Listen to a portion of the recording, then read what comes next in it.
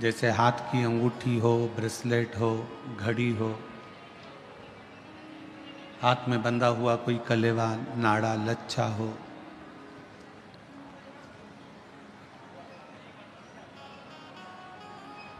पुरुष के जीवन में भी बहुत से गहने हैं। पर शिव महापुराण की कथा कहती है कि जीवन इन दोनों में सर्वश्रेष्ठ गहना उसकी वाणी का होता है। अगर वाणी ठीक नहीं है तो किसी गहने का कोई मोल ही नहीं, कोई महत्व नहीं।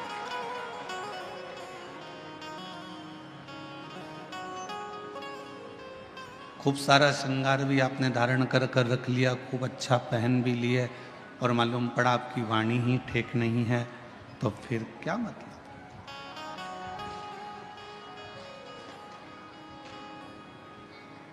अगर वाणी तुम्हारी ठीक है, तुम्हारी वाणी अगर श्रेष्ठ है, तो फिर आप कोई गहना पहनो चाहे ना पहनो, तुम्हें जीवन भर लोग सुंदर ही कहेंगे और सुंदर ही दिखोगे।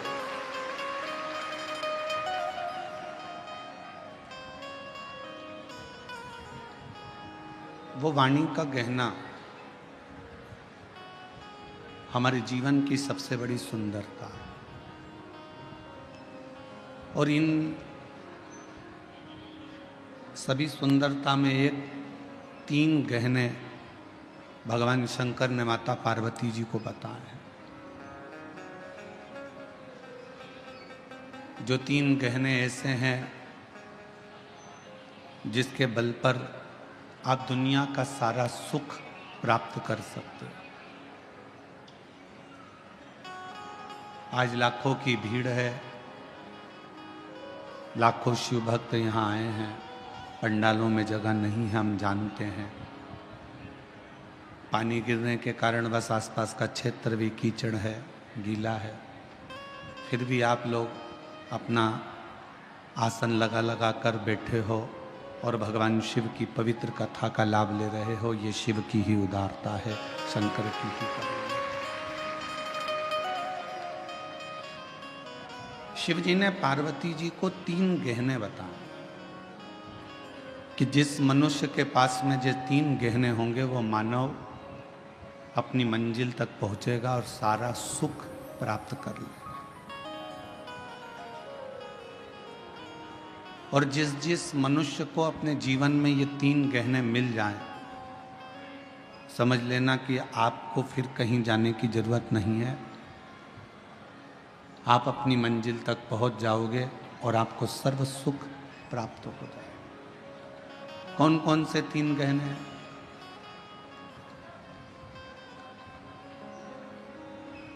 वो 3 गहने हैं। पहले नंबर का है विश्वास। जम के बोलो, कौन सा गहना? विश्वास। आवाज नहीं आई, फिर से बोलो, विश्वास। शिव जी ने पार्वती जी को 3 गहने बताए, उसमें से पहले नंबर का गहना है विश्वास। और वो विश्वास किस पर होना चाहिए? एक विश्वास होना चाहिए अपने आप पर कि मैं जो करूँगा वो अच्छा ही करूँगा, और मुझे उम्मीद है कि मैं एक ना एक दिन अच्छा कर कर रहूँगा। ये विश्वास।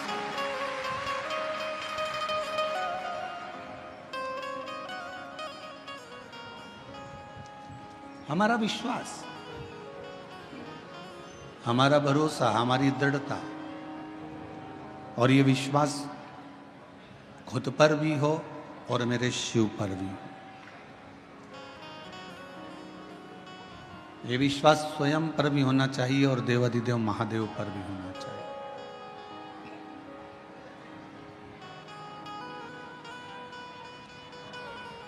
और जब हमारा विश्वास, जब हमारा भरोसा, जब हमारी दृढ़ता बढ़ जाती है,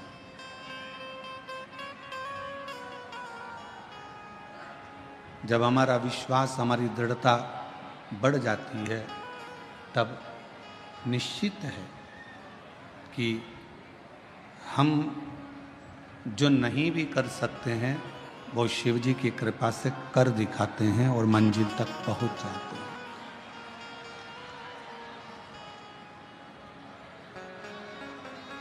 हमारा विश्वास एक हमारे भीतर का गहना है,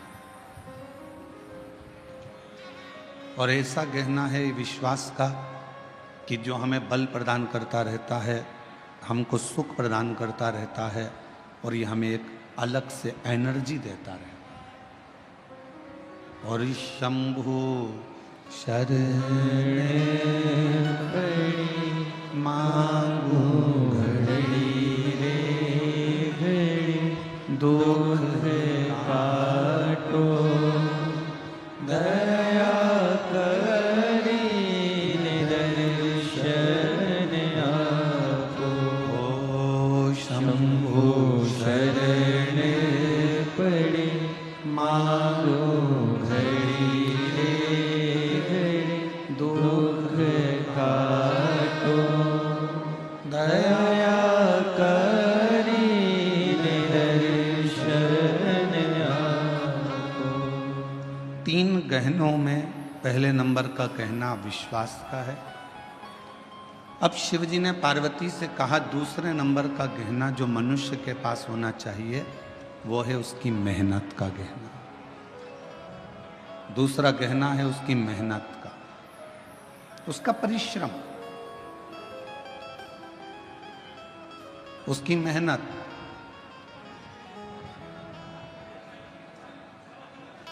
ये दूसरे नंबर का गहना है, आपकी मेहनत का गहना। यदि आप थोड़ी सी भी मेहनत कर रहे हो, थोड़ा सा भी परिश्रम अपनी जिंदगी में कर रहे हो, तो ये निश्चित है कि आप अपनी मंजिल तक भी पहुंचोगे और आपको आपका लक्ष्य भी प्राप्त हो।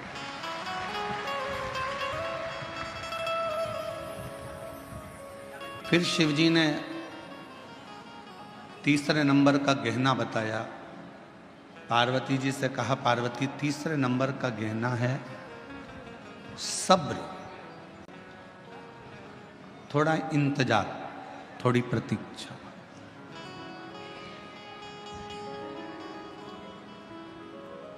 ये तीसरे नंबर का गहना है आपका सब्र। पहले नंबर पर है, जम के बोलो, विश्वास। दूसरे नंबर पर है मेहनत, और तीसरे नंबर पर है सब्र, थोड़ा इंतजार। जब आपने विश्वास कर लिया, भरोसा कर लिया, फिर आपने मेहनत कर ली, और मेहनत करने के बाद भी अगर आपको फल नहीं मिल रहा है, विश्वास करने के बाद भी यदि आपको फल प्राप्त नहीं हो रहा है, तो फिर थोड़ा सा इंतजार करना, मेहनत करते रहना, विश्वास करते रहना, फिर थोड़ा इंतजार करना, और इंतजार का फल जब मिलेगा तो जीवन एकदम आनंदित हो जाएगा, फिर दुख नहीं। शिरडी के साईं बाबा का एक मूल मंत्र है श्रद्धा सबूरी। श्रद्धा होना चाहिए और सबूरी होना चाहिए, थोड़ा प्रतीक्षा, थोड़ा इंतजार।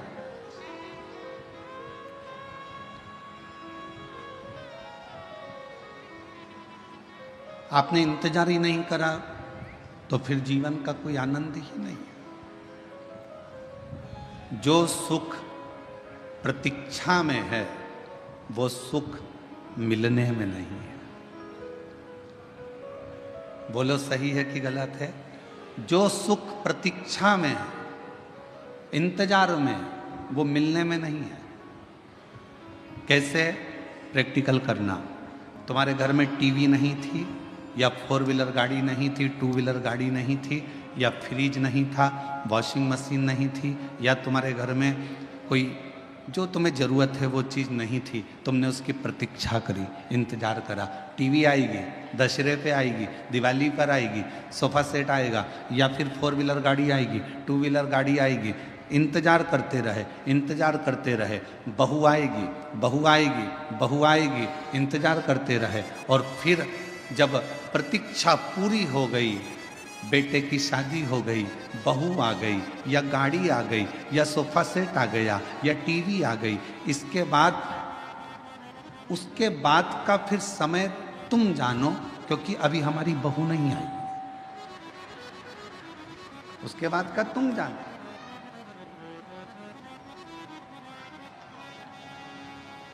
बोलो सही है कि गलत है? प्रतीक्षा थी, थोड़ी इंतजार था, थोड़ा सब्र था, तो थोड़ा आनंद था। प्रतीक्षा में जो सुख है वो सुख मिलने में नहीं। वो एक लाइन आप लोग स्मरण में फिर से लें। तुझसे मिलने के लिए तेरी कसम,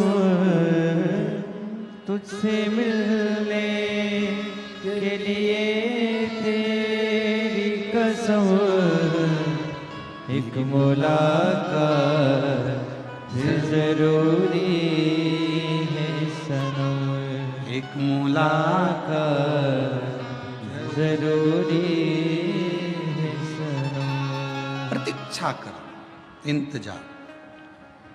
और जो सुख इंतजार में है वो मिलने में नहीं है।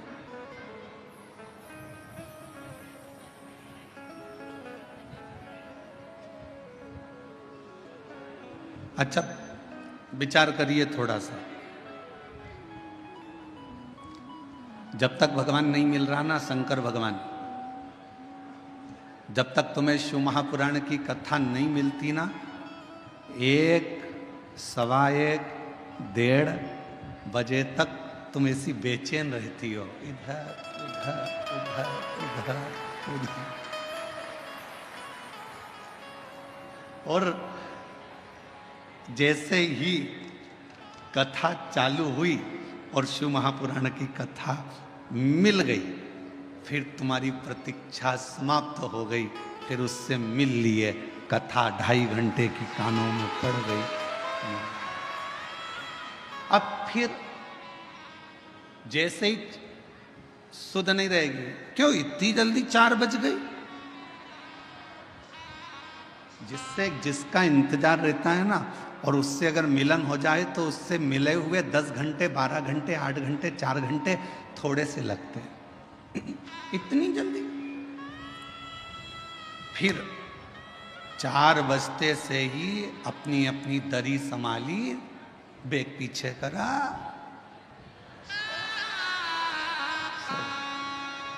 दरी संभाली, बेग पीछे करा। मैं संचेती परिवार में विशाल जी की मम्मी जी से कहूंगा आपसे, एक बार रात्रि के समय पर यहाँ आके दर्शन जरूर करना। ऐसा योग कभी दूसरी बार बीजापुर में नहीं बनने वाला जो दर्शन का योग है। आप आइए। आप शिव जी की परम भक्त हैं, विशाल जी की माता जी शंकर जी की परम भक्त हैं। कई सालों से सोमवार का व्रत चाहे कुछ भी हो गया जिंदगी भर नहीं छोड़ा है, सोमवार का व्रत आज तक कर रहे हैं शिव भक्त। तो मैं निवेदन करूंगा ऐसे शिव भक्तों का रात्रि को आकर एक बार जरूर दर्शन करें, बड़ा सुख मिलेगा आपको। 4 बजते से ही बेग पीछे खसकाया, और इतनी ऐश और आराम की जिंदगी की, कोई बजू वाला जा रहा हो ना कहीं तो जाते हैं तो मेरी बोतल ले जा, पानी भर लाना।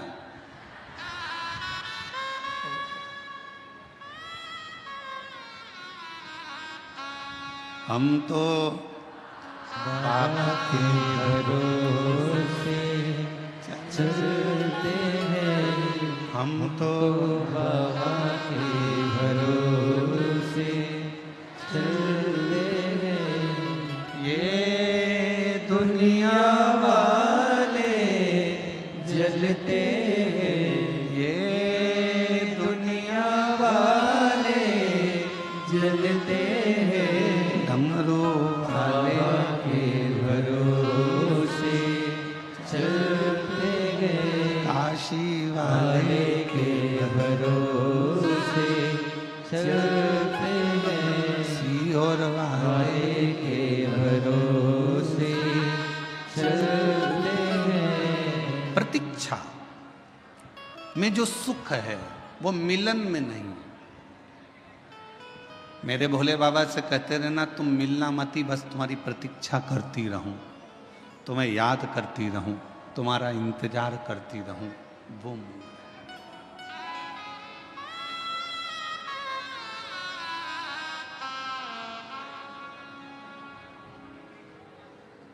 तुम्हारा इंतजार मूल है।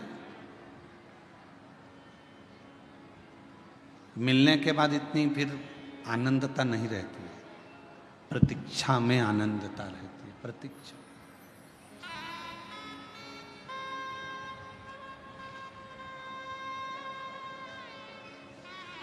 तीन गहने मेरे शंकर भगवान ने बताए हैं। पहले नंबर का बोलते जाओ विश्वास, दूसरे नंबर की आपकी मेहनत, तीसरे नंबर पर है सब्र, थोड़ा इंतजार। और स्टेशन पर पहुंचते से ही अगर तुम जैसे ही पहुंचे और वैसे ही धड़धड़ाती हुई ट्रेन तुम्हारे सामने आ जाएगी तो तुम्हें घबराहट हो जाएगी। थोड़ा सा पहुंच गए स्टेशन पर और फिर तुम्हारी ट्रेन 5-10 मिनट इंतजार के बाद अगर आएगी ना तो तुम्हें सुकून मिलेगा कि हाँ अब आ रही है, मैं पहुंच गई हूँ, अब मेरे ट्रेन आएगी, मैं बैठूंगी और अपनी मंजिल तक पहुंच जाऊंगी। इंतजार बहुत जरूरी है। और बिना इंतजार के कोई सुख का अनुभव भी नहीं है। एक महिला ने अपने पत्र में लिखा, गुरुजी मुझे 24 साल तक औलाद नहीं हुई। कितने साल? 24। और 24 साल तक जब मुझे औलाद नहीं हुई तो मैं हिम्मत 5 साल के बाद में मैंने हिम्मत हार दी थी कि मेरे घर में औलाद नहीं होगी। फिर भी मेरे घर के लोगों ने मेरा इलाज करवाया, हम दोनों का इलाज चला। 8 साल 10 साल इलाज में निकाल दिए। 10 साल के बाद भी औलाद नहीं हुई, तब पूर्ण तरह से डॉक्टरों ने कह दिया कि तुम कभी माँ नहीं बन सकती और तुम कभी पिता नहीं बन सकते। 10 साल के इलाज के बाद हमने आस छोड़ दी कि हमको बच्चा हो।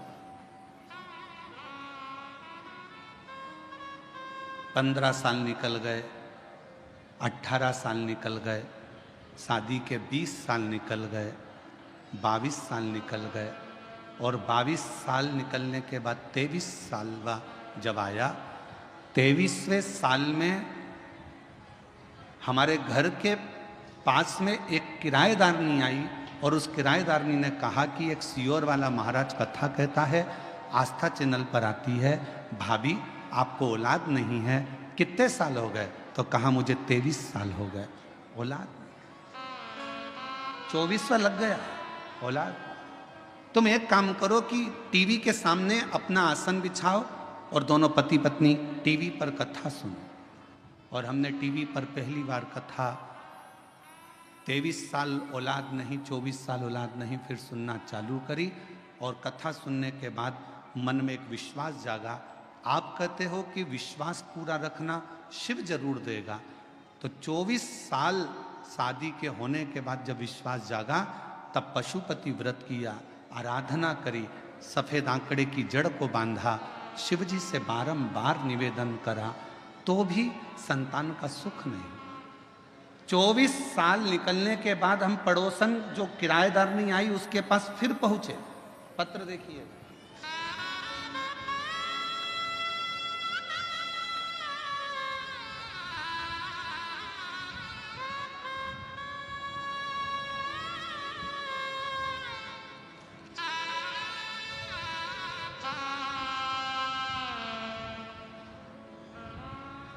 मेरा नाम सोसीमा राजेंद्र पाटिल, गांव सीउर, तहसील बेजापुर, जिला छत्रपति संभाजी नगर। कहीं बैठी हो तो बच्चों को लेके आ सकते हैं। 24 साल निकलने के बाद भी संतान का सुख सामने नजर नहीं आया तो किराएदारनी से कहा कि वो सियोर वाला महाराज भी झूठ बोलता है। किराएदारनी ने कहा तू ऐसी बात मत कर, मैं सबकी बुराई सुन सकती हूँ पर वो सियोर वाला महाराज की नहीं सुन सकती, वो झूठ नहीं बोलता। उस किराएदारनी ने अपने उस बहन ने पत्र में लिखा कि किराएदारनी बोली वो सियोर वाला महाराज कथा नहीं कहता, शंकर स्वयं कथा कहता है।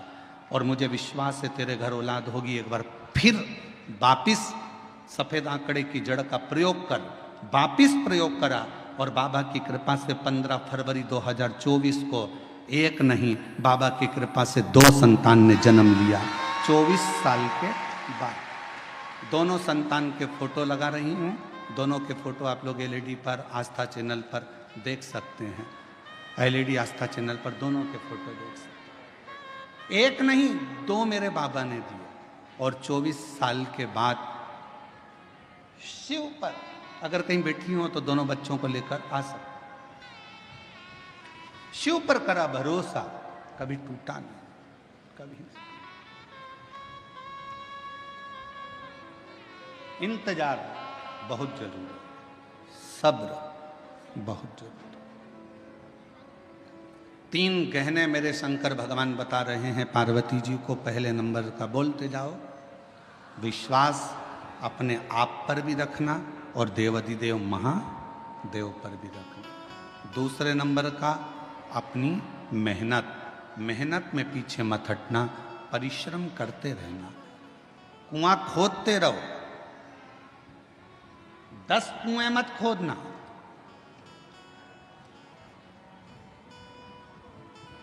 एक गुरुजी ने 2 चेलों से कहा जाओ मेरे लिए पानी लेकर आओ। दोनों चेले गए।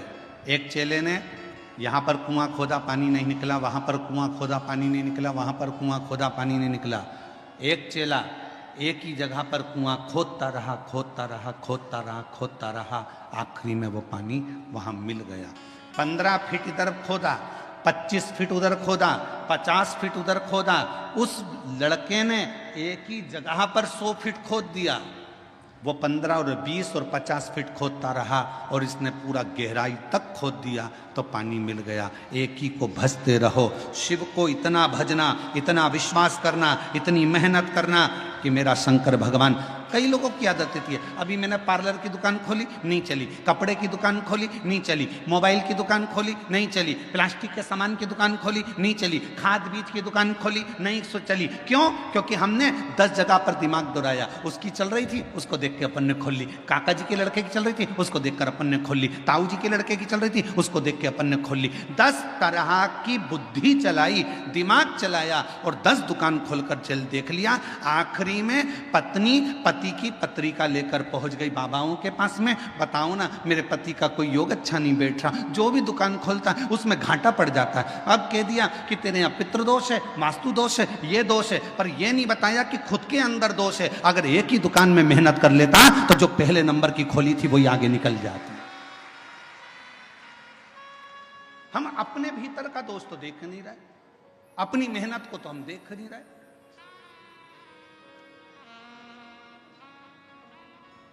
और मत बुरे कर्म कर बंदे वरना पछताएगा। भगवान की आंखों से तू बच नहीं पाएगा, तू बच नहीं पाएगा। एक जगह पर अपने विश्वास को अडिग रखो, मेहनत को अडिग रखो, थोड़ा समय लगेगा। 3 गहनों में सबसे बड़ा गहना है सब्र का गहना। थोड़ा इंतजार करना सीखो, आज नहीं तो कल। समय थोड़ा लग रहा है पर फल जरूर मिलेगा, प्राप्त मिलेगा।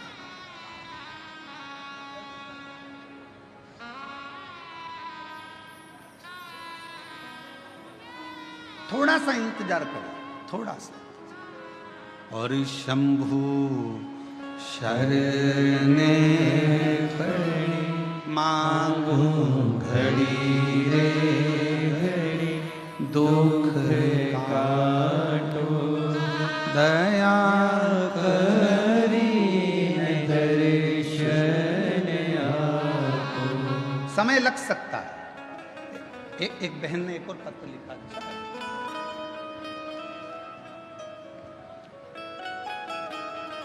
मैं मंगलाबाई शंकर कोली, गांव तरवाड़े, जिला धूलिया की रहने वाली हूँ।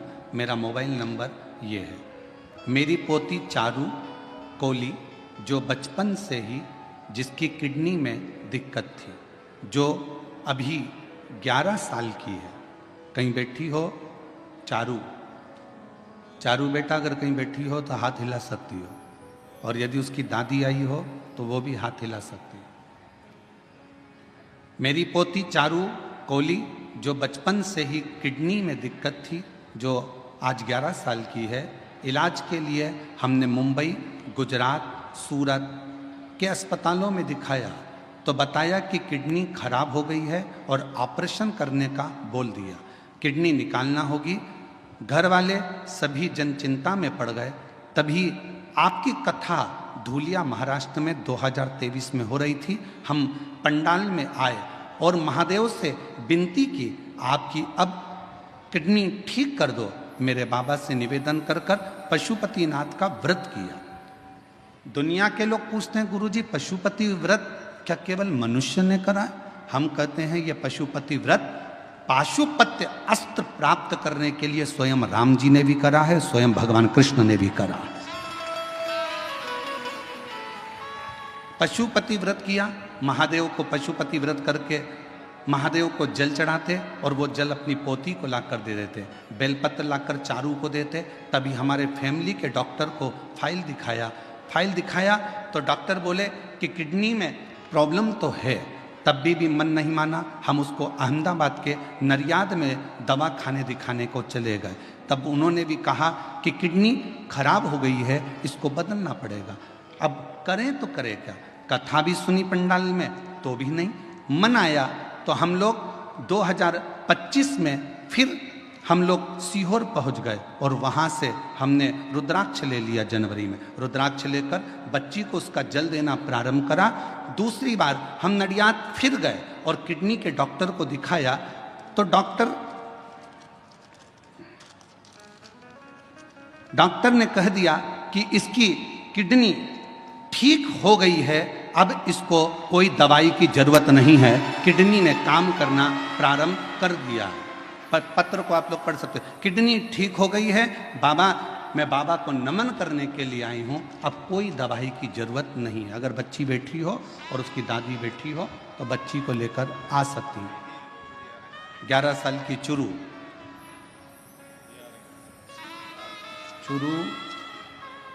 मंगलाबाई शंकर कोली, गांव तरवाड़े, जिला धूलिया की रहने वाली। मोबाइल नंबर ये है। शिव शिव है, शंकर शंकर। अब इसमें 3 चीजें सामने आ गई। पहले नंबर पर आपका विश्वास, दूसरे नंबर पर आपकी मेहनत। डॉक्टर को भी दिखाया और हमने पहले भी कथा में कहा है, डॉक्टर शंकर जी का एक रूप है। कौन है डॉक्टर? शिव का एक रूप है। आप डॉक्टर के पास जाइए,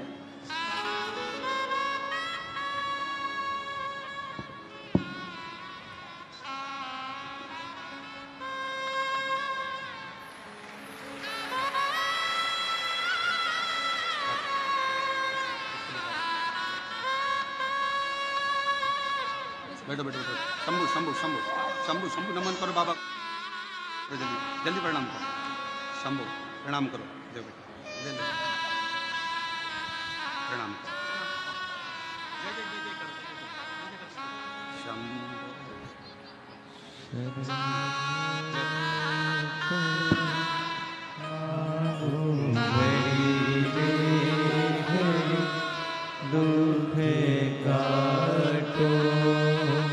24 साल के बाद बच्चे हुए हैं, जोरदार ताली बजाकर स्वागत करिए।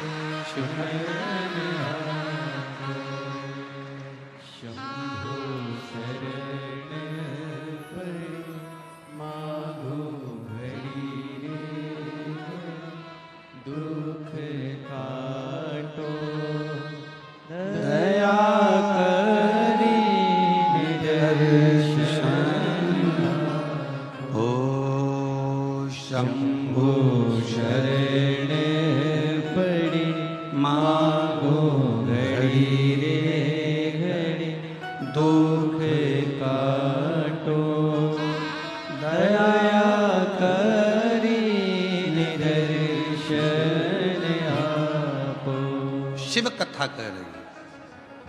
3 काम करिए, विश्वास, मेहनत।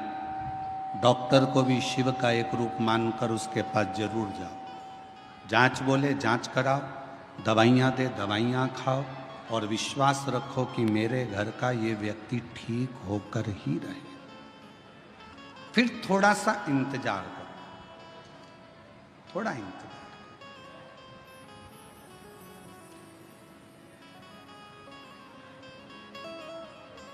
गलत जगह पर मत चले जाना। जब व्यक्ति दुखी होता है, तकलीफ में आता है, कष्ट में आता है, तो फिर वो 2-4 जगह दूसरी जगह भी जाता फिरता है। फिर कोई ने कह दिया ऐसा कर लो, फिर कोई ने कह दिया वैसा। ना ना ना, सारी समस्या का हल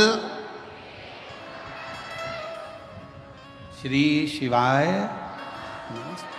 बोल बम का नारा है। फिर नहीं भटक।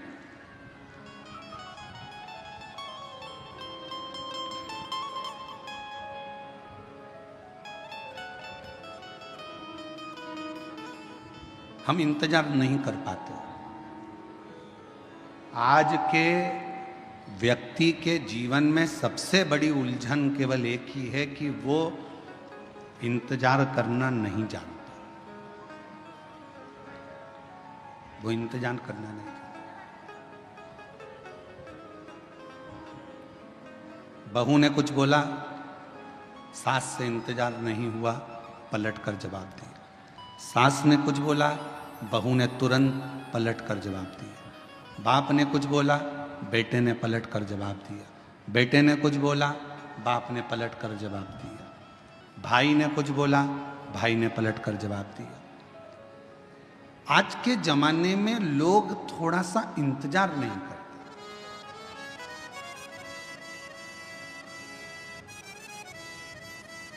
भगवान ने कितनी बड़ी कृपा करी है, आपको सर भी दिया है तो सर में दिमाग भी दिया। अरे बोलो तो जम के, दिया कि नहीं दिया? अगर ये सिर भगवान ने दिया है तो साथ में तुमको दिमाग भी दिया। नहीं तो सिर तो एक माचिस की तीली का भी होता है। देखिए माचिस की तीली, बोलो बोलो जम के बोलो। देखिए माचिस की तीली, माचिस की तीली को देखना, उसमें भी सिर होता है। पर माचिस की तीली में दिमाग होता है क्या? नहीं। माचिस की तीली में सिर होगा पर दिमाग नहीं होगा। माचिस की तीली में केवल सिर है, केवल सिर। इसलिए माचिस की तीली थोड़े से ही घिसने से, थोड़े से ही घर्षण से, थोड़े से ही घिसने से माचिस की तीली तुरंत जल जाती है, क्योंकि उसमें दिमाग नहीं है। जिसमें दिमाग होता है वो किसी के कहने पर, अपशब्द कहने पर एकदम गुस्सा नहीं करता। जिसके अंदर दिमाग है वो तुरंत क्रोध नहीं करेगा, और जिसमें दिमाग नहीं है वो माचिस की तीली की तरह तुरंत क्रोध करेगा, तुरंत।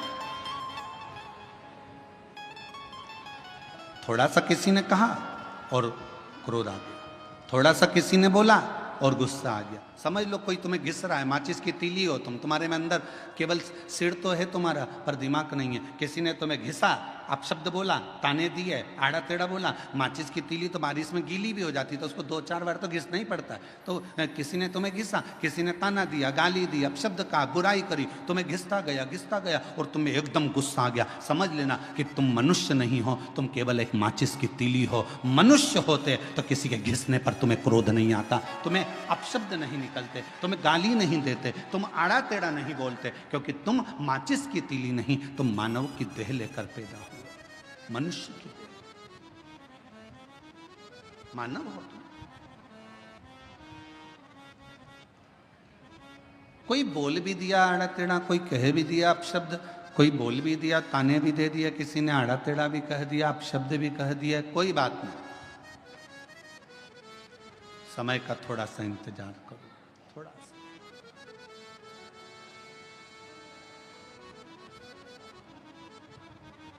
कभी मौका लगे ना तो एक बार शिव महापुराण की रुद्र संहिता अवश्य पढ़िएगा। और कभी अगर मौका मिल जाए तो कुर्म पुराण का 26वें नंबर का अध्याय जरूर पढ़िएगा। कुर्म पुराण के 26वें अध्याय में और शिव महापुराण के रुद्र संहिता में, दोनों में भगवान शंकर माता पार्वती जी से कहते हैं, ब्रह्मदेव से कहते हैं, ब्रह्मा जी सुनो, ए ब्रह्मदेव, मेरे भक्त का यदि कोई स्वप्न में भी गलत करने का सोचता है, शिव जी कहते हैं वो अपनी पूरी जिंदगी को बर्बाद कर बैठता है, पूरी जिंदगी को बर्बाद कर। यदि आप शंकर भगवान का भजन कर रहे हो, शिव जी को एक लोटा जल चढ़ा रहे हो, शंकर भगवान का अनुमोदन कर रहे हो, शिव जी का गुणगान कर रहे हो, शंकर जी की कथा का रसपान कर रहे हो, शिव भक्ति में डूबे हुए हो, शंकर जी के नाम में डूबे हुए हो, शंकर जी की भक्ति में डूबे हुए हो, शिव स्मरण में डूबे हुए हो, शंकर भगवान की कथा में डूबे हुए हो, भगवान की अविरल भक्ति में डूबे हुए हो, और यदि कोई तुम्हारा बुरा कर रहा है, तुम्हारे लिए बुरा लिख रहा है, तुम्हारे लिए बुरा बोल रहा है, तुम्हारे लिए बुरा करने की तैयारी में है, समझ लेना उसके घर का व्यक्ति कोई ना कोई घर में या तो बीमार पड़ा रहेगा या उसके घर में धीरे धीरे तकलीफें बढ़ती चली जाएगी और उसको मरते दम तक धीरे धीरे केवल भुगतना ही पड़ेगा, वो सुखी नहीं रह सकता। ये सियोर वाला महाराज नहीं कह रहा है, ये पंडित प्रदीप मिश्रा नहीं कह रहा है, यह कह रही है शिव महापुराण की रुद्र संहिता, यह कह रही है कुर्म पुराण का 26वें नंबर का अध्याय वर्णन कर रहा है। स्वयं भगवान शंकर ब्रह्मा जी से कहते हैं, मेरे भक्त का यदि कोई स्वप्न में भी बुरा करने का सोचता है, बुरा बोलने का सोचता है, बुरा कहने का सोचता है, तो उसने अपने पूरे परिवार को डुबोने का विचार कर लिया, उसका परिवार सुखी नहीं रह सकता, तन से, मन से और धन से वो बर्बाद होता ही रहता है। इसलिए मेरी जीजियों, मेरे जीजाओं, मेरी बेटियों बेटाओं, मेरी माताओं, मेरे भाई, मेरे बंधुओं, मेरे पिता तुल्य बुजुर्ग बंधुओं, मैं आपसे निवेदन करना चाहूंगा, सबकी निंदा करिएगा पर शिव की कभी निंदा नहीं। सबकी निंदा करिए पर शंकर के भक्त की कभी निंदा नहीं। कारण एक, नारद जी ने भगवान विष्णु से शिव जी की निंदा करी थी तो नारद जी के मुख बंदर का लगा था, बंदर का। नारद जी ने भगवान विष्णु से शिव जी की निंदा करी और भगवान विष्णु ने निंदा सुन ली थी तो उनको घोड़े का मुंह लगा था, हयग्रीव अवतार हुआ था। ये निंदा बड़ी विचित्र है। बहुत सारे मिलेंगे दिन भर मोबाइल पर, उनका एक ही काम है कि शिव पुराण की निंदा करो, शंकर जी की निंदा करो, शिव भक्त की निंदा करो, शिव कथा वाचने वालों की निंदा करो, शिव स्मरण करने वालों की निंदा करो। उनके पास केवल फ्री बैठे हैं तो वो अपने कुल को कैसे डुबोएंगे, तो गलत गलत लिखते जाते हैं, जिससे उनका कुल, परिवार, बेटे बेटी, माता पिता, परिवार के जितने सदस्य हैं वो किसी ना किसी रूप में तकलीफ भोगते ही रहते हैं। गलत लिखा, गलत बोला, गलत।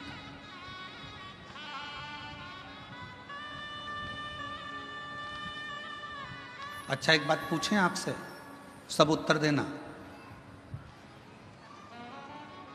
कोई व्यक्ति की लड़ाई हो गई किसी व्यक्ति से और तुम पास में खड़े थे और खड़े होकर तुमने केवल इतना सा कहा, दे दो चार और दे, बोलो केस बनेगा कि नहीं बनेगा तुम पर? अरे जम के तो बोलो, बनेगा ना। क्यों बनेगा? तूने प्रोत्साहन दिया, तुझे बोलना था बंद कर, पर तूने कहा दे और दे, दो चार और दे। तुमने उसको प्रोत्साहन दिया कि मार, इसलिए मारने वाले से ज्यादा ज्यादा केस, ज्यादा ज्यादा धाराएं जिसने प्रोत्साहन दिया, दे दो चार, उस पर ज्यादा धाराएं लगती हैं, उसको ज्यादा परेशान किया जाता है, उस पर ज्यादा केस चलता है। उसी तरह मोबाइल पर किसी ने कुछ लिख दिया, तुमने उसमें कमेंट्स कर दिया, तुमने उसमें उसका साथ दे दिया और वो बड़े मुस्कुराकर तुम उसका साथ दे रहे हो। याद रखना, उसके यहाँ देर है अंधेर नहीं है, एक ना एक दिन ऐसा दंड देगा कि तुम्हें भोगना पड़ेगा। कोई गलत लिख रहा है, डिलीट हो जाओ, ब्लैक लिस्ट में डालो, खत्म। फुल एंजॉय की जिंदगी जियो, हम शिव के शिव हमारे, हमें क्या करना। आग लगे बस्ती में अपन रहो मस्ती में। कोई तुमको ज्यादा ताना दे, कितनी बनठन के निकलती है, तो दूसरे दिन कांजीवरम की साड़ी लाओ बनारसी और बेहतरीन पहन के निकलो। और आग लगे तो अच्छी बात, अपन तो और ठाट से रहो। कई लोगों की आदत रहती है, किसी को कोई कमेंट्स कर देता है तो वो बिल्कुल हल्की साड़ी पहने, हल्के तरीके से रहे बेचारा कि भैया आप कमजोर रहे, लोग ताने दे रहे हैं, लोग अपशब्द करें। आग लगे बस्ती में अपन रहो मस्ती में, ताना देने वाला देता रहेगा। जिंदगी हो गई। शंकर भगवान माता पार्वती जी के साथ में भ्रमण पर निकले, शिव जी नंदी पर पार्वती के साथ बैठकर जा रहे थे, तो किसी ने कह दिया बताओ दोनों एक नंदी पर बैठे हैं। शंकर भगवान नंदी से उतर गए, पार्वती जी को नंदी पर लेकर निकले। दूसरा व्यक्ति मिला, उसने कहा बताओ पति तो नीचे चल रहा है, पत्नी को लेकर घूम रहा है नंदी पर। भगवान शंकर ने पार्वती को नीचे उतार दिया, स्वयं नंदी पर बैठ गए। तो फिर कहा बताओ कितना कठोर व्यक्ति होगा, पत्नी को नीचे चला रहा है, खुद बैठकर चल रहा है। दोनों ही नीचे उतर गए, नंदी को खाली ले जा रहे थे। फिर किसी ने कह दिया बताओ इतना अच्छा तगड़ा नंदी है तो बैठकर क्यों नहीं जाते, ये दुनिया की रीति है, कहे बिगर रह नहीं सकते, इसलिए अपने को फुल एंजॉय से जिंदगी जीना है, अपनी मस्ती में जियो। आग लगे बस्ती में अपन रहो मस्ती में, क्या किसको रोइए और चादर तान के सोइए, खुश होकर जिंदगी जियो। आजा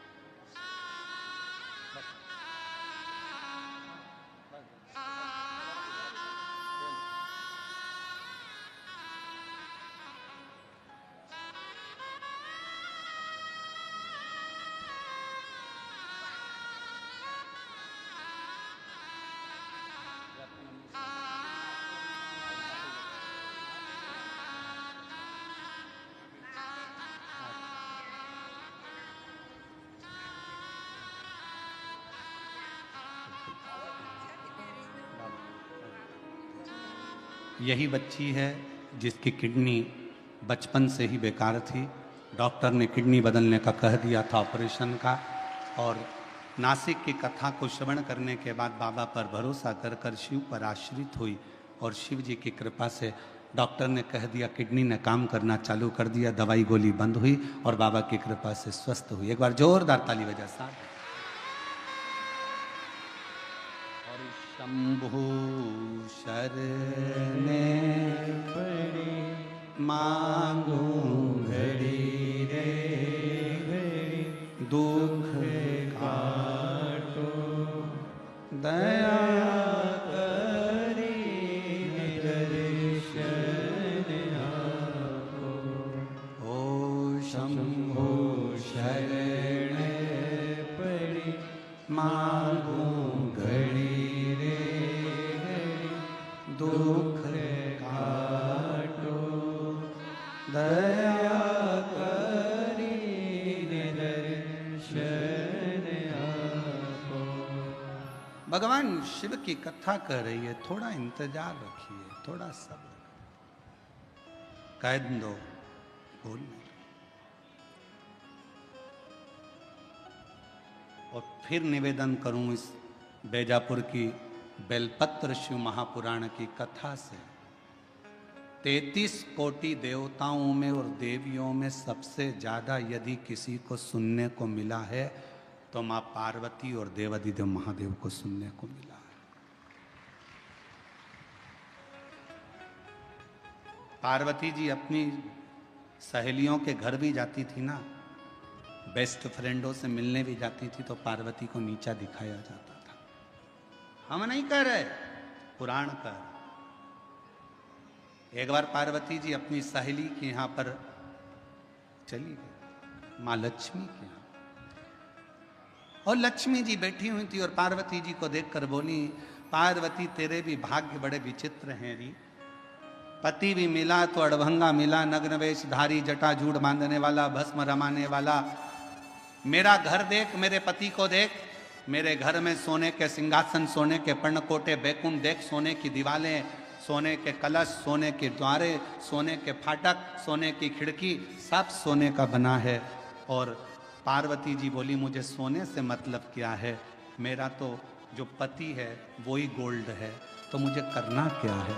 जब मेरा पति ही गोल्ड है तो मुझे करना क्या इस गोल्ड? क्या करूं?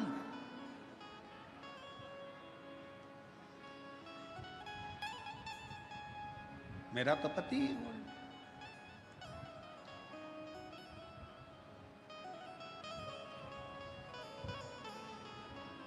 वो कहते हैं भोलेनाथ ब्यूटी फूल।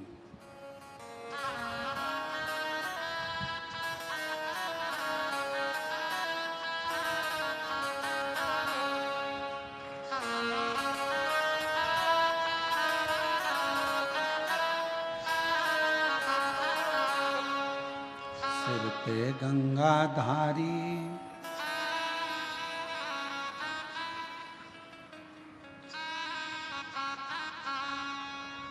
क्या बोलते सले, मस्तक पे गंगा सिर पे ले ले, कल्याण उनका कर दे, भोलेनाथ ब्यूटी। गंगा सिर पर ले ले, कल्याण वो कर दे, भोलेनाथ ब्यूटीफुल। मेरा पति तो खुद गोल्ड है, ये गोल्ड की नगरी का मैं करूंगी क्या?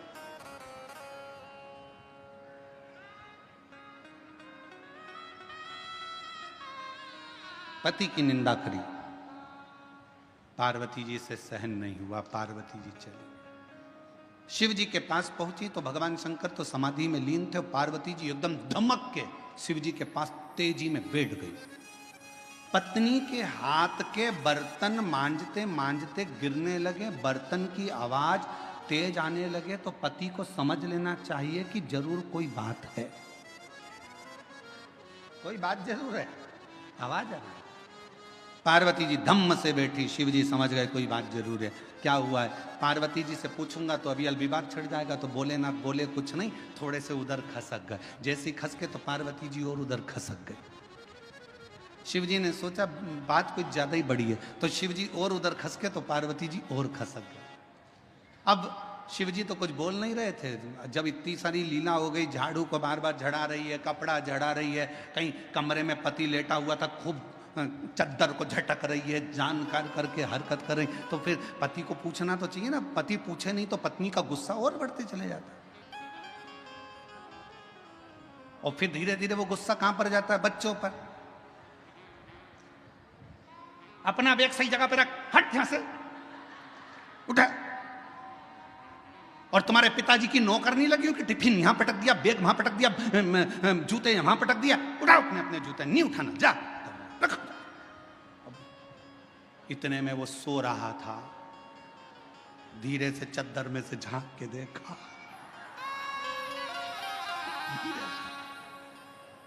और उसके स्मरण में आया, अम्बे तू है जगदम्बे, जय वो बेजापुर वाली, हम सब उतारे तेरी। उसके समझ में आ गया आज जरूर कोई बात है, इसके मन में कोई प्रश्न है, और बहुत जोरदार। तो पार्वती जी से शिव जी ने पूछा नहीं, पार्वती जी नजदीक में आई, तब शंकर भगवान ने देखा कि ज्यादा बात बढ़े उससे अच्छा पूछ लेता हूँ। शिव जी ने पूछा, पार्वती क्या हुआ? तुम तो अपनी बेस्ट फ्रेंड के यहाँ गई थी और तुम तो कह रही थी मेरी फ्रेंड बड़ी अच्छी, मेरी फ्रेंड बड़ी अच्छी, क्या हुआ?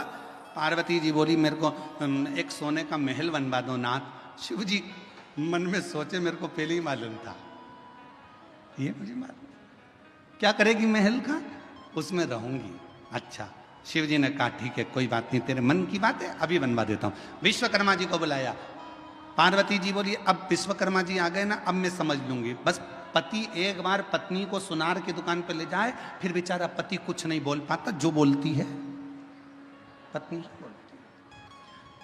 वो बेचारा कुर्सी पर बैठा रहता है। सुनार भी ऐसा होता है, चाय मंगवाएगा, साहब को चाय पिलाओ, क्योंकि पैसा वही देगा, साहब को चाय पिला, चाय पिला। पत्नी को सामने बिठाएगा, हाँ जी बताओ, ये 4 अंगूठियां हैं, ये हाफ सेट है, 1 तोले में ये भी आ सकता है, 1.5 तोले में ये आ सकता है, 2 तोले में ये आ जाएगा। इतने में पत्नी ने जो गले में पहन के देखा, पति से बोली कैसी लग रही हूं? पति बोले बहुत बढ़िया। बस तो करवा चौथ पे ले लूं मैं? पति ने कहा ले ले। अब करवा चौथ पे पत्नी ने हार पहना, छत पे गई, पति की पूजन करी, चलनी में मुंह देख रही थी पति का, पति उसके हार को देख रहा था। वो मुंह देख रही थी, वो हार देख रहा था। और पति ने चंद्रदेव को प्रणाम कर कर कहा, रे गजब कर दिया, 2 लाख का करवा चौथ हो गया। सोचे देखे सुख क्या।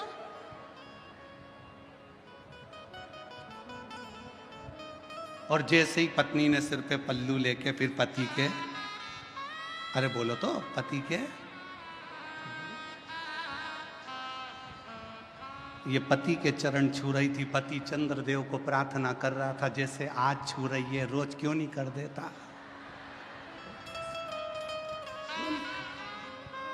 ऐसी कृपा। अब शिव जी ने कहा मैं बुलवा देता हूं, लाओ। विश्वकर्मा जी को बोला, विश्वकर्मा जी आओ जरा। जैसे विश्वकर्मा जी आए, कह दिया पार्वती जी ने, अब मैं बता देती हूँ कैसा। और बनवा दे रे भोला सोने की एक नगरिया, बनवा दे रे भोला सोने की एक, सोने के पर्ण कोटे जिसमें सोने की अटरिया, सोने के पर्ण कोटे जिसमें सोने की अटरिया, बनवा। सब कुछ हुआ, सब कुछ। फिर आखिरी में मेरे देव अधिदेव महादेव ने निर्णय लिया, मेरे शंकर भगवान ने ये विचार किया कि कहीं, शिवजी का ये विचार आया, शंकर भगवान ने ये विचार किया कि कहीं ये पार्वती जी के भीतर कहीं आई अभिमत्ता ना एकत्रित हो जाए।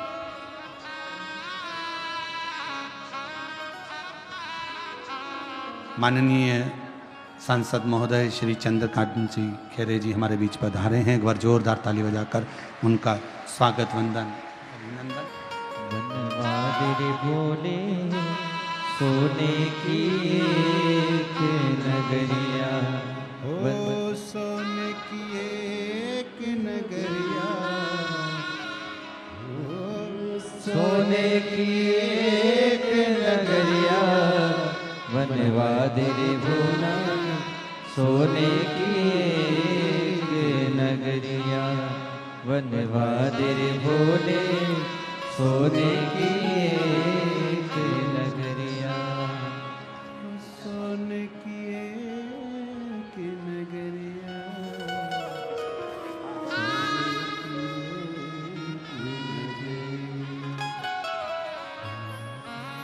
सोने की एक नगरिया,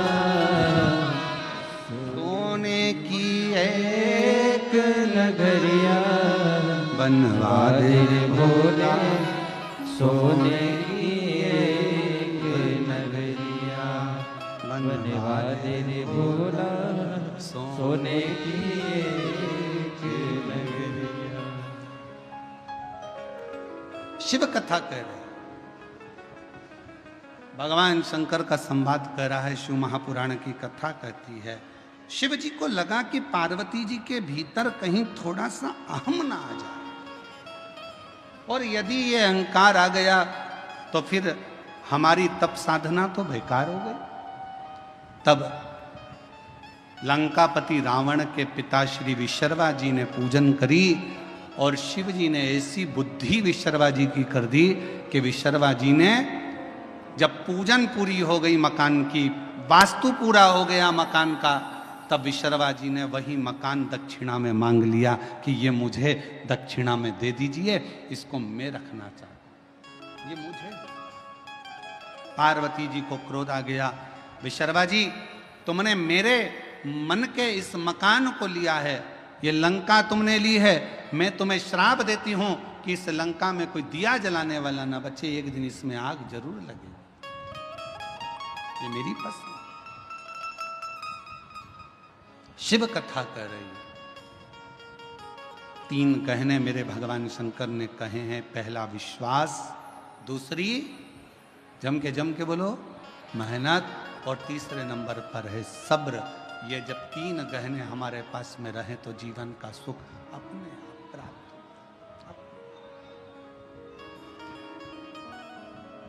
और शिव तो शिव है, कुछ नहीं रखते अपने पास में, सब दे। बस आप उसके नाम का स्मरण करते चलो, उसको पुकारते चलो, श्री शिवाय नमस्तुभ्यम कहते चलो। ही होते हैं वो एक ही जगह पर अपने 4 महीना चातुर्मास का भजन कीर्तन स्मरण जप तप साधना करते हैं, एक ही स्थान, वो कहीं जाते नहीं है।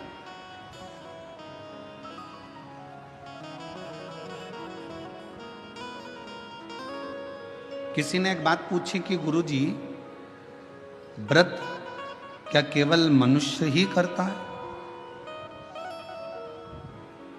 क्या केवल मानव ही व्रत को धारण करता है? शिव महापुराण की कथा कहती है, भगवान शंकर का चरित्र कहता, शिव तत्व कहता है, भगवान शंकर की पवित्र कथा कहती है, शिव महापुराण कहती है कि शिव जी का एक नाम पशुपति नाथ है।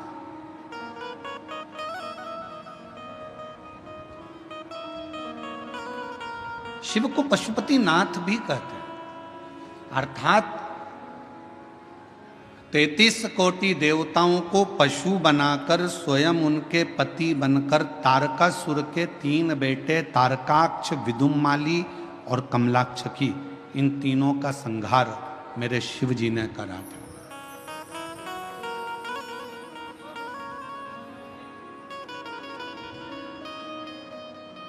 एक बार माता पार्वती जी ने शिव जी से यह प्रश्न किया है। मां पार्वती जी ने भगवान शंकर से कहा कि व्रत का फल क्या केवल मनुष्य के ही खाते में, तपस्वियों के खाते में,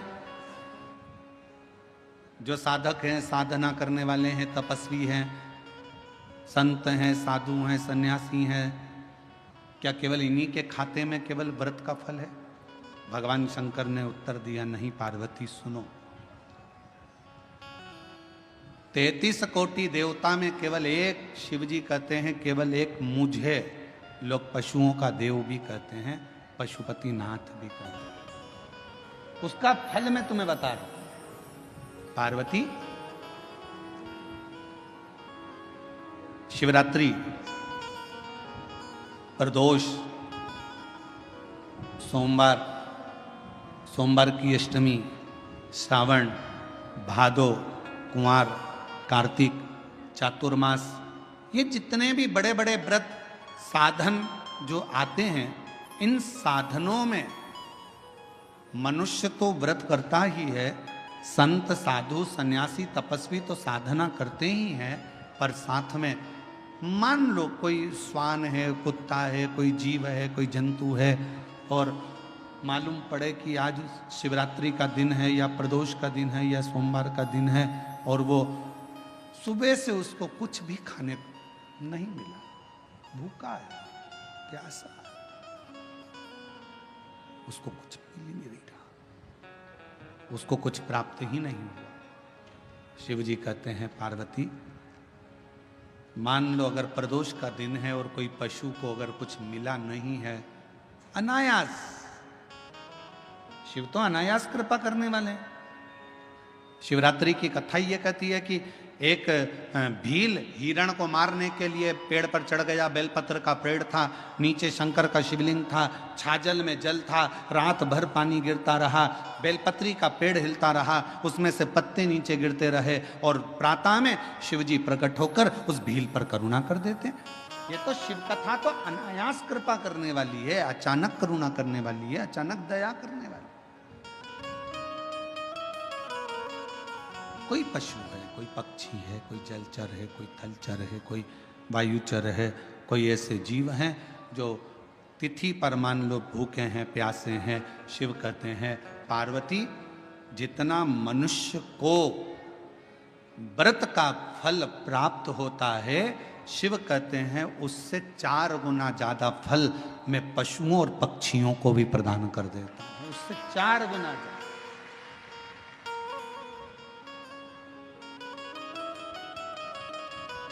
उसको पशुपति नाथ कहते हैं।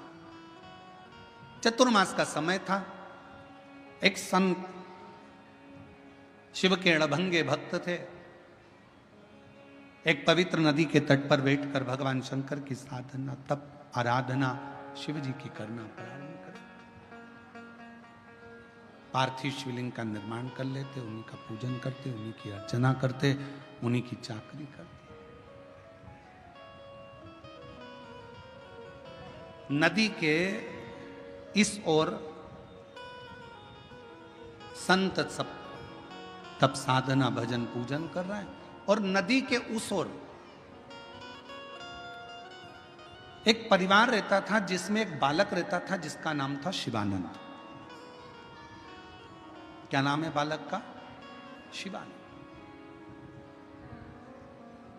और शिवानंद बालक रोज माँ जब कपड़े धोने के लिए आती, वस्त्र धोने के लिए आती, नदी पर कोई स्नान करने के लिए आती, तो शिवानंद बालक सामने घाट पर बैठे हुए संत को तप करते हुए देखता, पार्थिव पूजन करते हुए देखता, तो उसके मन में भाव जागृत हो गया कि एक बार मैं संत का दर्शन करूंगा। और मैंने तेरे ही भरोसे बाबा, तेरे ही भरोसे हवा बिच उड़ती जावांगी, बाबा डोर तो छड़ी ना कटी जावांगी, भोले मैं तेरी बतन, शंभू मैं तेरी बतन हवा। शिवानंद बालक ने नौका ली,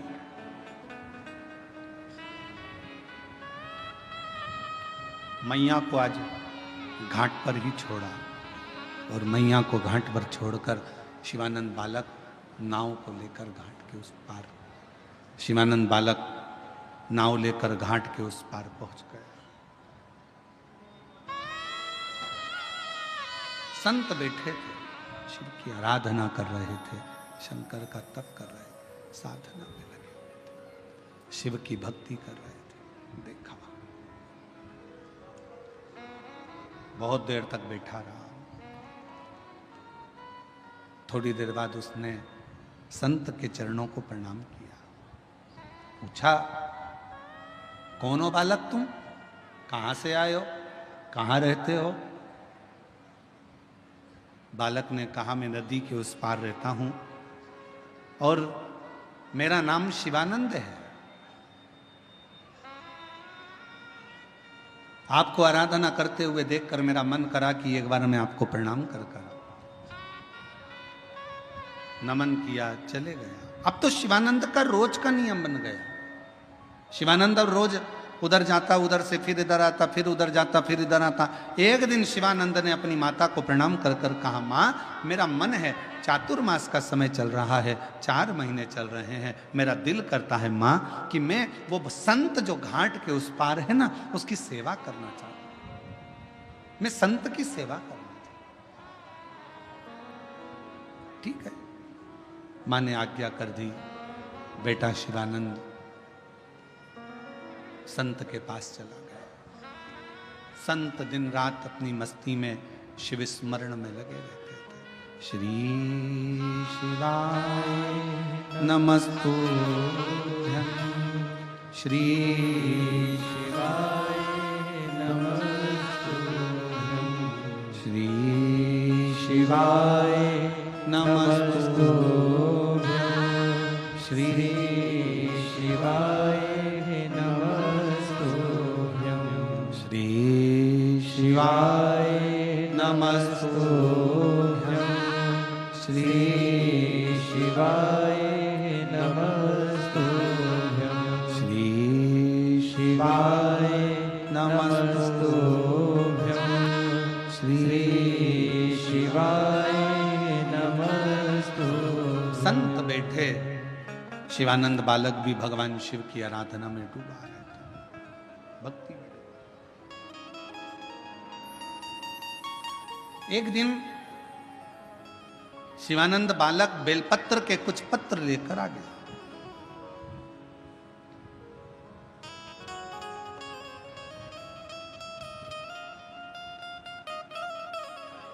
गुरु जी का हृदय थोड़ा सा दुखा। पूछा, तुम बेलपत्र के पत्ते लेकर आए हो, क्या तुमने बेलपत्र के पत्र को मंत्र दिया है? क्या तुमने बेलपत्र के पत्र को लाने के लिए निमंत्रण दिया है? शिवानंद बालक बोला कि मैंने ना तो कोई पत्र दिया, ना कोई मैंने मंत्र दिया, और ना कोई मैंने निमंत्रण दिया। बेलपत्र के पत्र को तोड़ने से पहले एक नियम है कि बेलपत्र के पत्र को वृक्ष से जब तोड़ा जाता है तो सबसे पहले उसको मंत्र दिया जाता है। क्या कहा जाता है? ओम नमः शिवाय। बेलपत्र के पत्र को पेड़ पे से जब तोड़ा जाता है तो ओम नमः शिवाय का नाद किया जाता है। और बेलपत्र के पत्र में, इसमें तो वो नहीं है गूठी, बेलपत्र का जब पत्ता टूटता है तो यहाँ एक गूठी आ जाती है। देखा है आप लोगों ने? जम के तो बोलो, देखा है? तो बेलपत्र के पत्र में जो गूठी होती है उसको भी जब तोड़ा जाता है, उस गूठी को जब अलग किया जाता है, तब भी शिव मंत्र उसको दिया जाता है। ओम नमः शिवाय, ओम नमः शिवाय, ओम नमः शिवाय। वृक्ष पे से पत्ते को तोड़ा तो मंत्र दिया, गूठी को तोड़ा तो मंत्र दिया, और बेलपत्र के पत्ते को जब तोड़ा जाता है, मंत्र पत्ते को तोड़ने से पहले मंत्र प्रदान किया जाता है, और जब तोड़ा जाता है तो कहा जाता है, हे माँ पार्वती, हे माँ गोरा, चलो तुम्हें शिवजी ने बुलाया है मेरे कल्याण के लिए। माँ, आपको शंकर जी ने याद किया है, मेरे ऊपर बहुत दुख है माँ, कल्याण करिए, चलिए मेरे दुख को समाप्त करिए, निमंत्रण दो।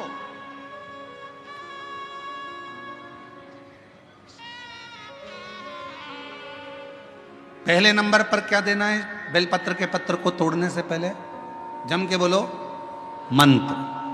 दूसरे नंबर पर क्या देना है बेलपत्र के पत्र को चलने का? जम के बोलो, निमंत्रण।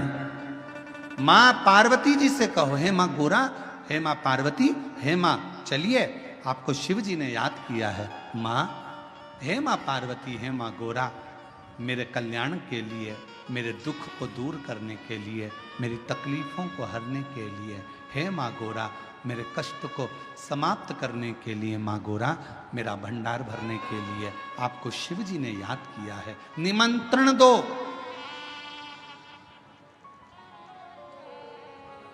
लेकर आए फिर गूठी तोड़ी, फिर मंत्र दिया, ओम नमः शिवाय, नमः शिवाय, नमः शिवाय।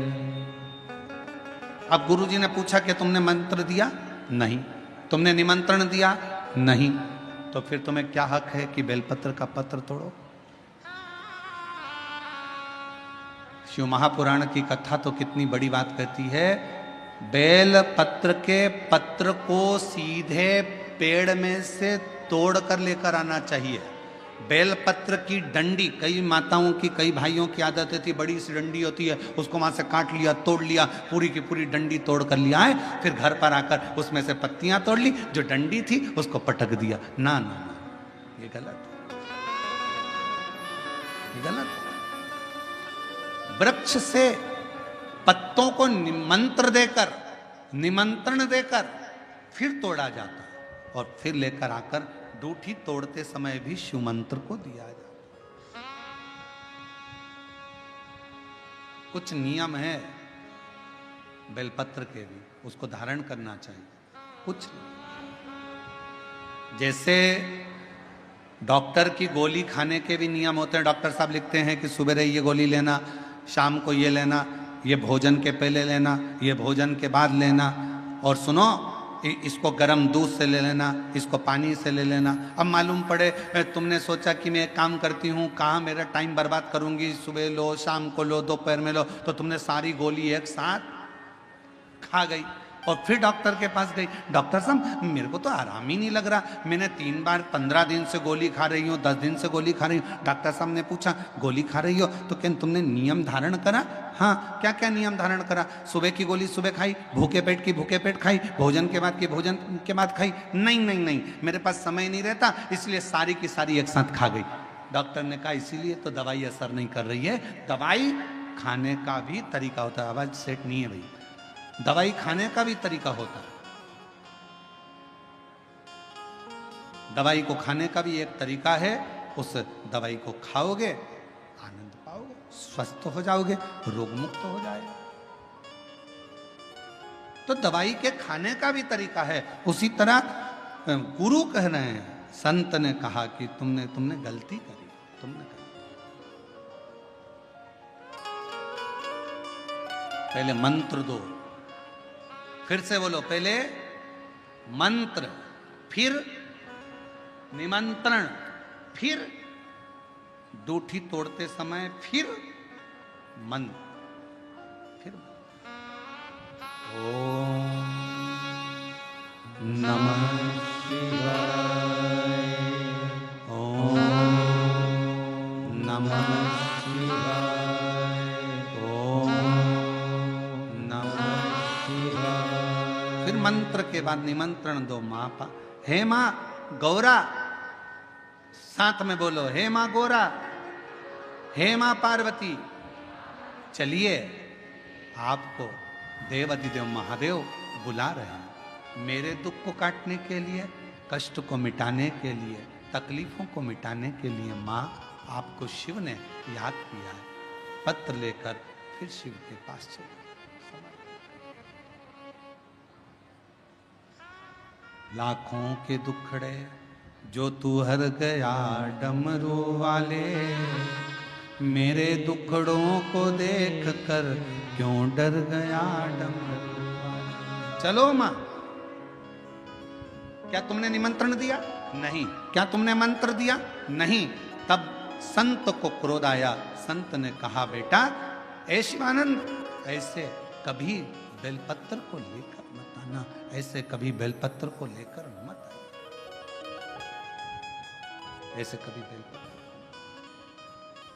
ठीक है प्रभु, गलती हो गई, क्षमा करिएगा। आप जब कृपा करेंगे, जब दया करेंगे, जब मेरा बाबा करुणा करेगा, दया करेगा, तब मैं फिर पुनः बेलपत्र को लेकर फिर पुनः।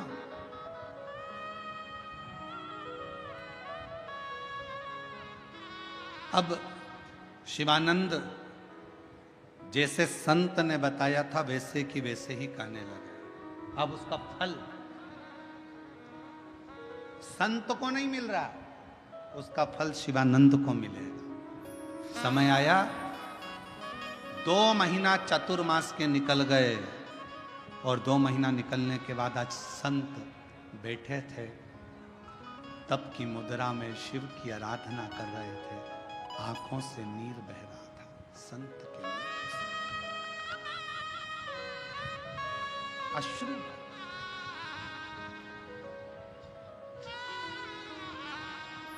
शिवानंद ने पूछा, गुरुदेव आपकी आंखों से आंसू बह रहा है, नेत्रों से नीर बह रहा है?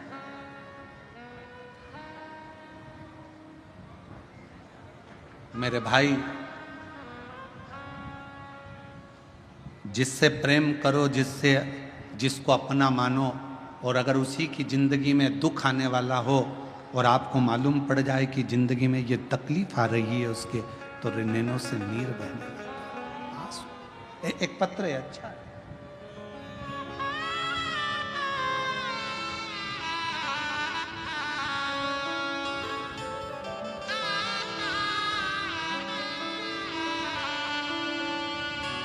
मेरा नाम सो कल्याणी, ऋषिकेश, अनर्थ है, लाड़गांव रोड, बेजापुर से हूँ। कहीं बैठी हो तो एक बेलपत्र लेने के लिए आ सकती हूँ। मेरा नाम सो कल्याणी, ऋषिकेश, अनर्थ है। गुरुजी तुम क्यों रो रहे हो? तुम्हारी आंखों में आंसू क्यों हैं? गुरुजी कुछ नहीं, बस गुरुजी ने एक ही बात करी, शिवानंद अपने घर जाओ।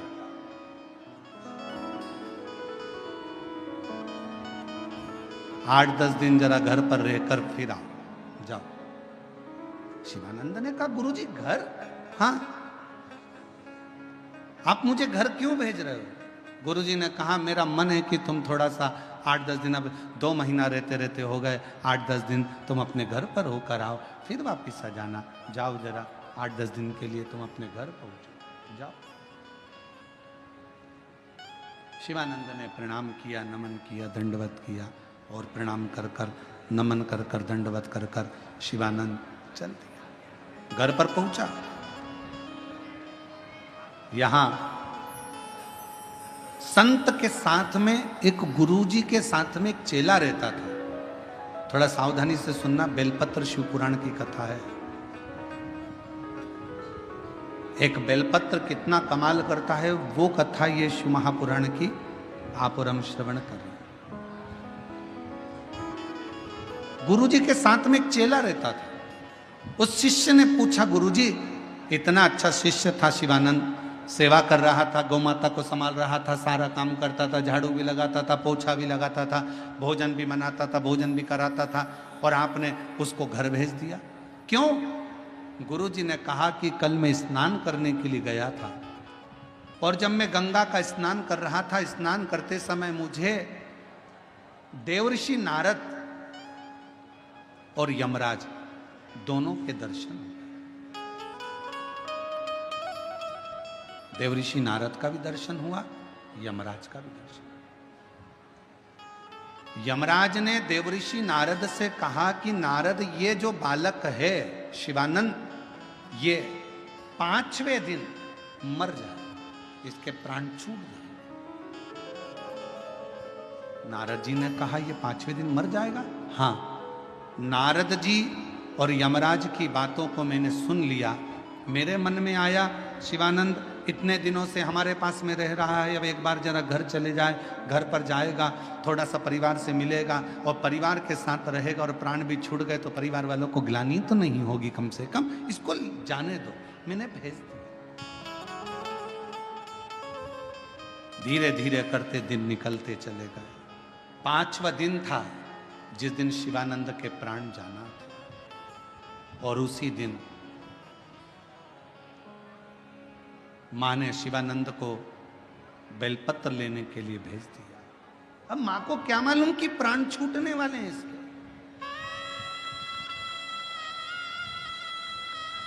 माँ को नहीं मालूम कि इसके प्राण जाएंगे, माँ को नहीं मालूम कि इसके प्राण छूटने वाले। इसके प्राण चले गए, ये मां को नहीं। शिवानंद बेलपत्र लेने के लिए गया, मंत्र दिया, साथ में बोलो ओम नमः शिवाय, ओम नमः शिवाय, ओम। नमः शिवाय। निमंत्रण दिया, हे मां दुर्गा, हे मां जगत जननी गौरा मां, हे मां पार्वती जी, चलो। देवादिदेव महादेव ने आपको याद किया, मां मेरा कष्ट हरने के लिए, मेरा दुख हरने के लिए, मेरी तकलीफ हरने के लिए, मां मेरा भंडार भरने के लिए चलिए। आपको शिवजी ने याद किया, विनय करी, बेलपत्र लेकर आ गया, मां को दे दिया, खेलने में लग गया, कार्य में लग गया। लगते लगते गुरुजी को लगा गंगा के उस पार चिता जलने की अभी अग्नि दिखेगी तो मुझे लगेगा कि वो मर गया, पर अग्नि नहीं दिखी।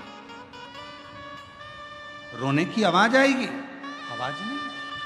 5वां दिन निकल गया, 6ठा दिन निकल गया, 7वां दिन निकल गया, 8वां दिन निकल गया, 10 दिन निकल गए।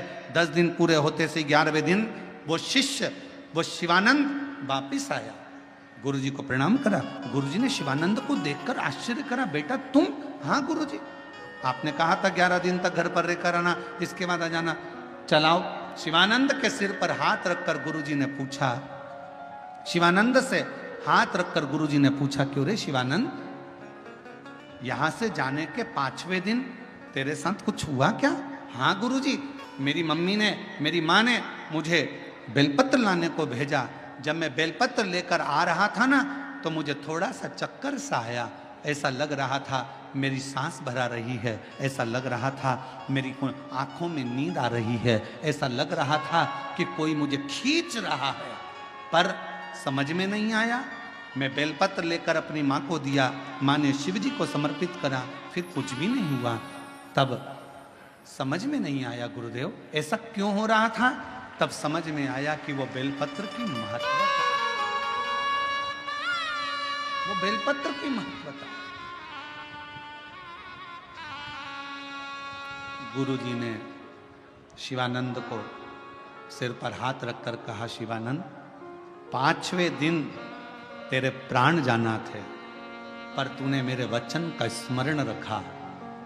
तेरे गुरु ने जो वचन कह दिया था कि बेलपत्र लाते समय उसको मंत्र दो, बेलपत्र को लेते आते समय निमंत्रण दो कि मेरे दुख को हरने के लिए, मेरे कष्ट को हरने के लिए तुम्हें शिवजी ने बुलाया है। माँ चलो, गोरा माँ है पार्वती, चलो निमंत्रण दो। और तुमने निमंत्रण देकर जब बेलपत्र लेकर आ रहे थे, तो वही बेलपत्र ने तुझे यम की कैद से छुड़ा लिया और तेरे प्राण, वो निमंत्रण बहुत चला।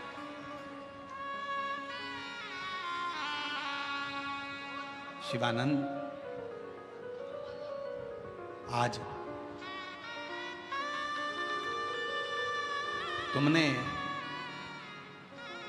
सही समय पर उस बेलपत्र को निमंत्रण दिया, और जितनी मेरी जीजियां कथा को सुन रही हैं, जितने मेरे जीजा शिव महापुराण की कथा को श्रवण कर रहे हैं, उनसे एक निवेदन करें।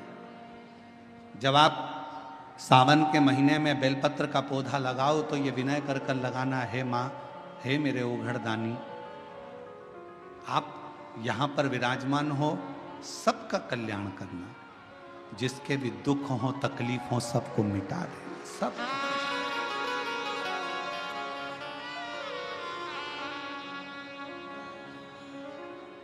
मौके का इंतजार ना करिए, खास मौके का इंतजार केवल एक मनुष्य करता है, और आखिरी में वो खास मौका आता है कि नहीं आता, कोई भरोसा नहीं होता। कई लोगों की आदत में जूते खरीद के लाए, मम्मी अभी मैं पहनूंगा, कपड़े खरीद के रख लिए, अलमारी भरा रही है, अलमारी में कपड़े की कपड़े जमे हुए हैं, अभी मैं पहनूंगा, खास मौका आन दो, मौका आन दो, मौका आन दो। और खास मौके का इंतजार करते करते करते करते मालूम पड़े कि वो मौका फिर कभी आता ही नहीं है और ना जाने वो कौन सी घड़ी आ जाती है। जीवन का क्या ठिकाना। अच्छे खासे फ्लाइट में बैठकर यूरोप जा रहे थे और मालूम पड़े वो फ्लाइट ही कब समाप्त हो गई, किसका ठिकाना। शादी के बाद घूमने के लिए कश्मीर गए थे, कब बन गए किसको मालूम है। नाव में जहाज में घूमने गए थे, जहाज पानी में डूब गया, किसको मालूम है। जिंदगी का आखिरी पल कौन सा होगा ये किसी को नहीं मालूम। इसलिए हर समय, हर घड़ी, हर पल, हर क्षण भगवान शंकर का नाम लेकर शिव को अपनी जिंदगी समर्पित कर कर अपने कर्म को करते हुए अपनी जिंदगी को आनंदमय, अपने जीवन को आनंद में। और हम तो बाबा के भरोसे चलते हैं, हम तो बाबा के भरोसे चलते हैं।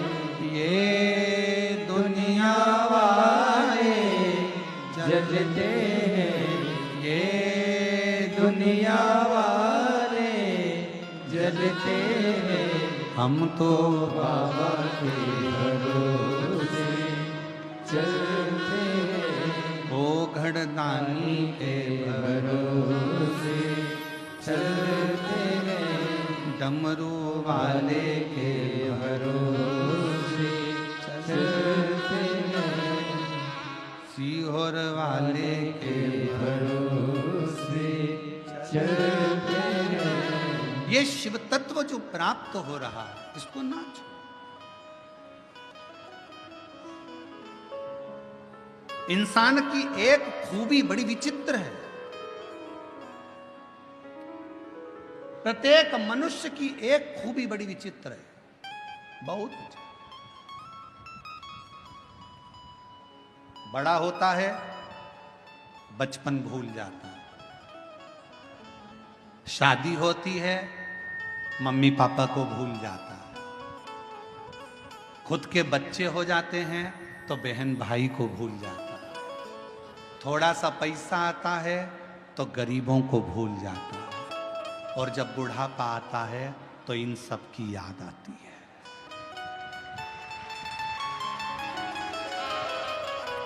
जब बुढ़ापा आएगा बचपन भी याद आएगा। अपने घर के बच्चों को बताओ कि हमारा बचपन ऐसा था, हमारे बचपन में ऐसा हुआ था। बुढ़ापा आएगा बचपन भी याद आएगा। बुढ़ापा आएगा माता पिता भी याद आएंगे। बुढ़ापा आएगा मित्र भी याद आएंगे। बुढ़ापा आएगा गरीब दोस्त भी याद आएंगे। समय बुढ़ापा आएगा तो अपने बहन भाई भी याद आएंगे। ये मनुष्य की बड़ी विचित्र लीला, बड़ी विचित्र।